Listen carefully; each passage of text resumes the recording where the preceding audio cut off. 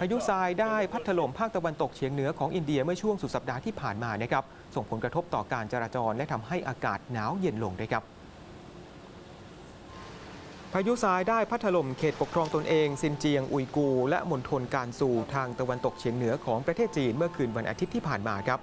นอกจากนี้ยังพัดพาเอาอากาศหนาวมาด้วยโดยเฉพาะที่เมืองคัชกาที่พายุทรายซึ่งมีความเร็ว 88 กิโลเมตรต่อชั่วโมงพัดเข้ามาตั้งแต่เวลา 6 โมงเย็นจนท้องฟ้ากลายเป็นสีเหลืองไปหมดครับส่งผลให้ทัศนวิสัยลดลงเหลือไม่ถึง 500 เมตรและประชาชนต้องสวมใส่หน้ากากเพื่อความปลอดภัย